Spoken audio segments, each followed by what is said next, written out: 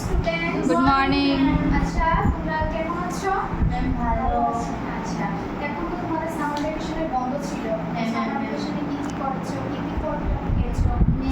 ফল তো খেতে পারিনি, কারণ আমার শরীরটা হয়তো ভালো ছিল না তার জন্য। আচ্ছা আর কিছু করতে হবে আর কি, ভেবেছিলাম আমার বাড়িতে যাবো, প্রতি বছর যাই ছুটিতে, এবার যেতে পারিনি। আচ্ছা, তোমাদের বাড়িতে কি কোনো ফলের গাছ আছে? আমাদের বাড়িতে জাগেই নেই কোন গাছ, ফুল গাছ। আচ্ছা, বর্ণালী, তোমাদের বাড়িতে কোনো গাছ আছে? আছে। কি কোন কি ফল খেয়েছো? কি ফল খেয়েছো? কি গাছ? কি ফল খেয়েছো? আম। তো আম কি কাঁচা আম ভালোবাসো না পাকা? তো অনেকে তো আছে আমটাকে আম সত্য করে রাখে।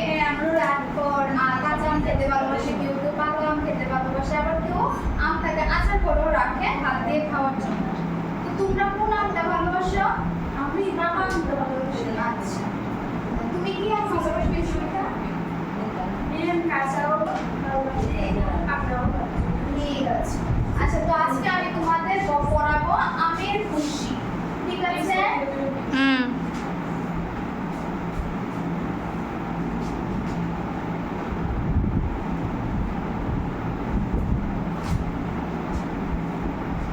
আচ্ছা, আমের খুশি, আমের খুশি মানে কি বুঝো তোমরা? মানে ছোট্ট আম, কাঁচা আম। কাঁচা আম এরকম। আমের খুশি মানে কচি আম। আচ্ছা, এটা খুশি।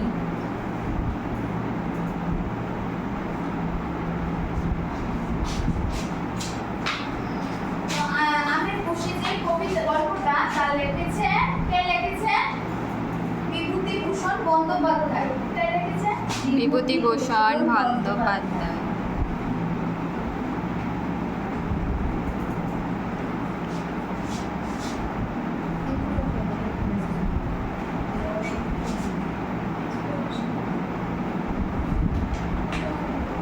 তো বিভূতিভূষণ বন্দ্যোপাধ্যায় জন্মগ্রহণ করেছেন 1894 খ্রিস্টাব্দে। বিভূতিভূষণ বন্দ্যোপাধ্যায় কবে জন্মগ্রহণ করেছেন? 1894। জন্ম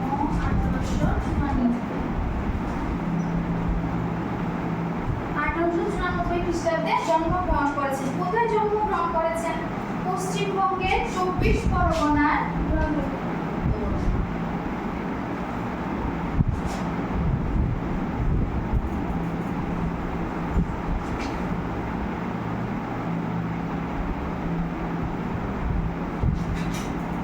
পশ্চিমবঙ্গের 24 পরগনার কাঁচরাপাড়ার কাছে। কাঁচরাপাড়ার কাছে একটা বিখ্যাত গ্রাম আছে।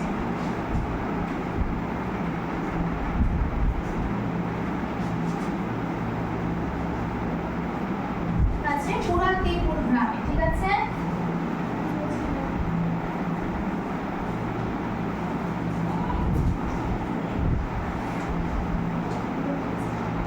আর তার বিভূতিভূষণ বন্দ্যোপাধ্যায়ের মৃত্যু হয়েছে 1950 খ্রিস্টাব্দে, ঠিক আছে?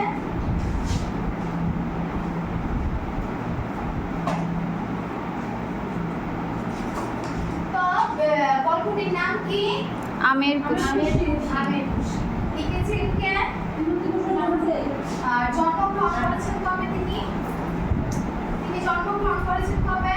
1998 খ্রিস্টাব্দে। 94 খ্রিস্টাব্দে।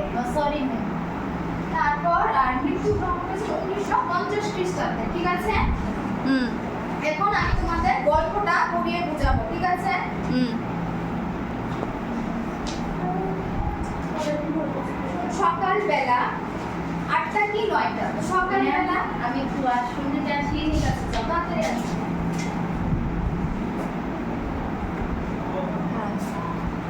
সকালবেলা 8টা কি 9টা বাজে, ঠিক আছে? পরিবারের পুত্র আপন মনে রুয়াকে বসে খেলা করিতেছে। রুয়াকে মানে জানো তোমরা? রুয়াকে মানে কি? না। রুয়াকে মানে বারান্দায়।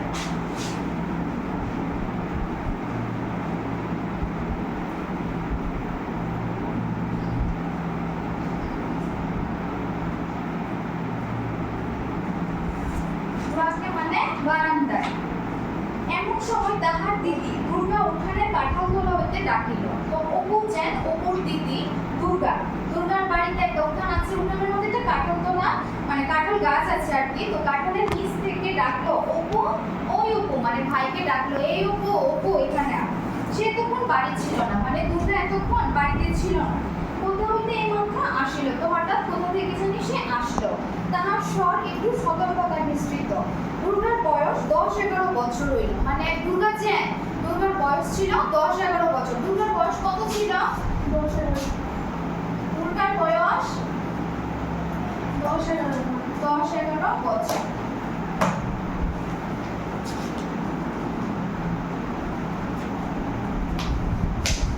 তো গরম পাতলা পাতলা রং, অপুর মতন ফর্সা নয়, মানে দুর্গা চ্যান, দুর্গা একটু শ্যামলা বর্ণের ছিল, অপুর মতন মানে ওর ভাইয়ের মধ্যে তো ফর্সা ছিল না। হাতে কাচের চুড়ি, হাতের মধ্যে কাচের চুড়ি পরেছিল। পরনে ময়লা কাপড়, শরীরের মধ্যে যে কাপড় ছিল কাপড়টা ছিল ময়লা। আর মাথার চুলগুলি ছিল রুক্ষ। রুক্ষ মানে কি জানো তোমরা? রুক্ষ মানে খুব রাগী, আর রাগে না। রুক্ষ, চুলগুলি রুক্ষ মানে মানে রাগ একদম। রাগ মানে উড়ু উড়ু ভাব।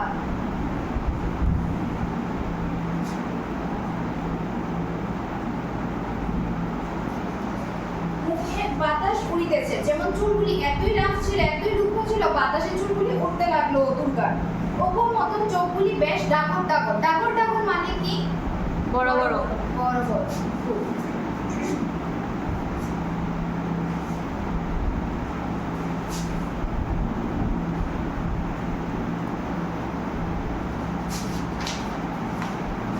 পট্টিদের বাগান, মানে একটা লোক, তার নাম পট্টি। তো পট্টিদের তার একটা বাগান ছিল, বাগানের কাছে অনেকগুলি ছোট কচি কচি আম পড়েছিল। তো ওখান থেকে সে তুলে আনলো, দুটো আমগুলি তুলে আনলো। আনতে কি একটু নুন আটতেন, তখন অপু দুর্গাকে বললো যা ঘর থেকে গিয়ে একটু নুন আর তেল নিয়ে আস। অপু দিদির দিকে জানিয়ে বলল, তেলের ভার চুলে মা মারবে যে, আমার কাপড় যে বাসি। তো আগে ছিল কি যে এখনো কিছু কিছু ঘরের মধ্যে আছে যে বাসি কাপড় পরে ঘরের জিনিসপত্র ধরতে নেই। তো ও বাসি কাপড় ছিল, পরের দিন স্নান টান করেনি। তার জন্য বললো আমি যদি তেলটা আনতে যাই তো আমার কাপড় তো বাসি, পরে তো মা আমাকে বকবে। তখন ও দুটো বললো, তেলের বাসুলে তো মা তো বকবে, তুই জানা শিগগিরি করে, মা রাস্তা এখন ঢের দেরি, শিগগিরি যা। শিগগিরি মানে কি? তাড়াতাড়ি। দ্রুত। শিগগিরি মানে দ্রুত, তাড়াতাড়ি।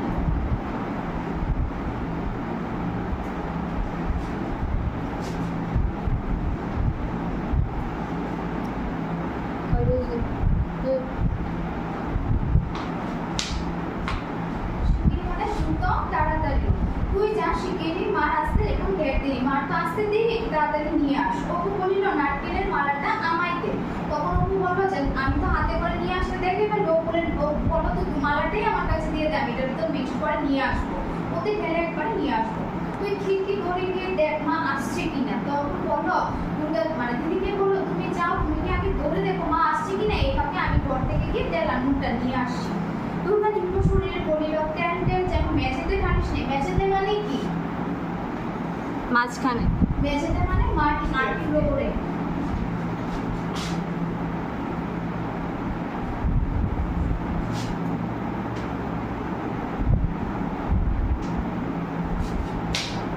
মেঝেতে যেন তেল আর নুন যেন না পড়ে, ওতে ঢেলে নিয়ে আসবো।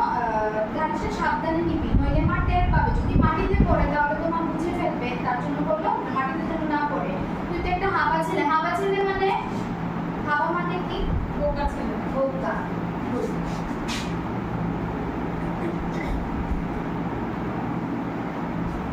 একটা হাবা ছেলে মানে তুই তো একটা বোকা ছেলে।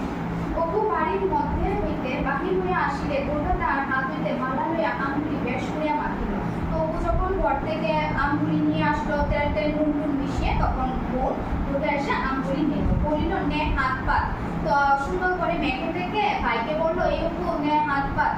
তখন তুই অতগুলো খাবি দিদি? তখন অপু বললো, দিদি তুই এতগুলি খাবি? অতগুলি বুঝি হলো, অতগুলি মানে কি বোঝায়? অতগুলি মানে অনেকগুলি, ভারী বেশি না, যা আচ্ছা নে আর দুখানা। তো বললো অতখানি কোথায়, এত বেশি তো না, নে আর তোকে আরো দুখানা আর একটু দিয়ে দিলাম। বা দেখতে বেশ হয়েছে রে, একটু লঙ্কা আনতে পারিস?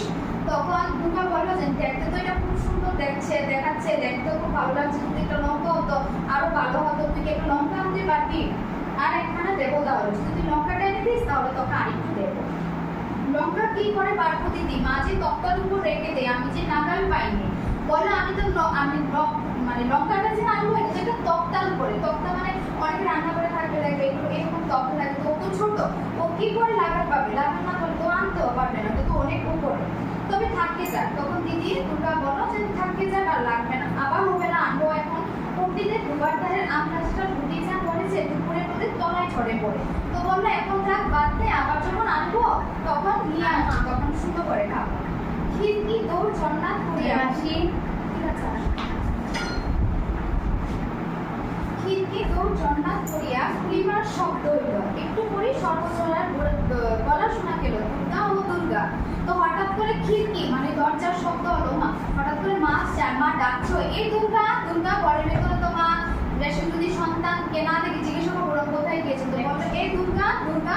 দুর্গা বলিল মা ডাকছে, যা দেখাই ওখানে খেয়ে যা। বললো ওকে বললো যা মা ডাকছে তাড়াতাড়ি ঘরে যা, আর একটু তাড়াতাড়ি করে খেয়ে যা, আর মুখটা ভালো করে মুছে যা, তো মুখের মধ্যে নুন লেগে আছে, পরে মা মুছে ফেলবে। মায়ের ডাক আর একবার কানে গেল, দুর্গার এখন উত্তর দেওয়ার সুযোগ নাই, মুখ ভর্তি। দুর্গাকে যে ডাকছে দুর্গা তো উত্তর নিতে পারছে না, কারণ তার মুখ ভর্তি আম, কি করে উত্তর নেবে। তারপর বলল সে তাড়াতাড়ি জানানো আমের চাকরাগুলি খাইতে লাগলো। পরে এখনো তাকে অবশিষ্ট আছে দেখে কাঁঠাল গাছটার কাছে সরিয়ে গিয়ে উড়ির আড়ালে দাঁড়ায় সেগুলো ভোগরাসে গিলিতে লাগলো। ভোগরাসে গিলিতে লাগলো মানে কি, ভোগরাসে মানে তাড়াতাড়ি বড় বড় গরুর মতন চিবিয়ে খাওয়া।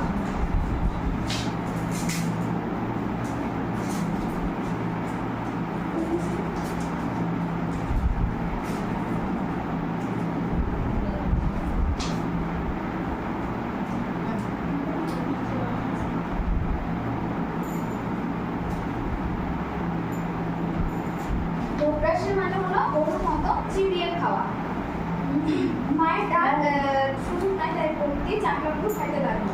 অপু তাহার পাশে দাঁড়িয়ে নিজের অংশ প্রাণপণে গিলিতেছিল, কারণ চিবিয়া খাওয়ার আর সময় নাই। মা তো ডাকতেছে কি করেও ঘরে যাবে, তার জন্য তাড়াতাড়ি যত তাড়াতাড়ি পারে ও তাড়াতাড়ি চিবিয়ে টিবিয়ে খেলো। খেয়ে ঘুরিতে লাগলো। খাইতে খাইতে দিদির দিকে চাইয়া সে দোষ সম্বন্ধে সচেতনতা সূচক হাসি আসলো। এখন তো মনে মনে একটা হাসি পাচ্ছে, কারণ ওরা তো দুষ করেছে, কারণ মাকেও জানায়নি, তো মনে মনে একটা হাসি উঠছে, আমরা তো দুষ করেছি, মাও জানে না, এটা ভয়ও লাগছে আবার হাসিও পাচ্ছে। দুর্গা খালি মালাটা এক টান মারিয়া ভেরেন্ডা পচার বেড়া পার করিয়া নীলমণি রায়ের ভেটার থেকে জঙ্গলের মধ্যে ছড়িয়া দিল। দুর্গা মানে যে নারকেলের যে মালাটা ছিল, তো ওটাতে আসলে মা দেখে ফেলবে, তো এটাকে কোনো রকমের ঢিল দিয়ে আরেক বাড়িতে ফেলে দিয়েছে যাতে মা না দেখতে পায়। ভাইয়ের দিকে চাহিয়া বলিল মুখটা মুছে ফেল না বাদর, নুন লেগে রয়েছে যে। তো ভাইকে বলে এই বাদর একটা, তুই মুখটা ভালো করে মুছ, তোর মুখে নুন লেগে আছে, মা তো দেখে ফেলবে। দুর্গা চিহ্নমুখে বাড়ির মধ্যে ঢুকে বলিল কি মা, খুব শান্তশিষ্ট হবে দুর্গা। দুর্গার ভাই মুখম গেল, ঢুকে বলল কি হলো মা। অপু আসিয়া বলিল মা খিদে পেয়েছে। অপু ঘরে ঢুকে বলল মা আমার খুব বেশি খিদে পেয়েছে। অসু রসু একটুখানি দাঁড়াও বাবু, অসু রসু মানে কি, অসু রসু মানে দিচ্ছি একটু দাঁড়াও। আস্তে আস্তে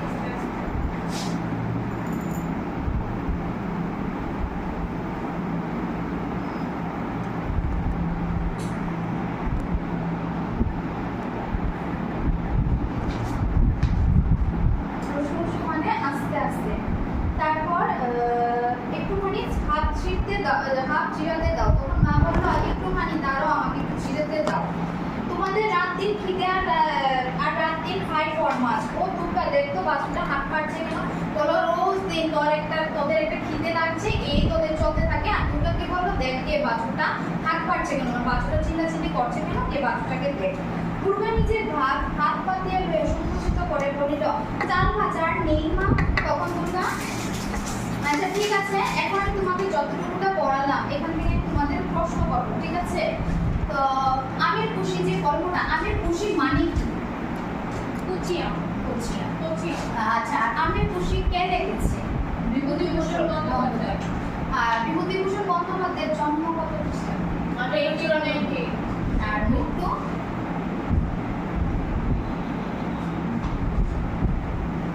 মৃত্যু হয়েছে 1950 সালে। আর আচ্ছা রুয়াক মানে কি?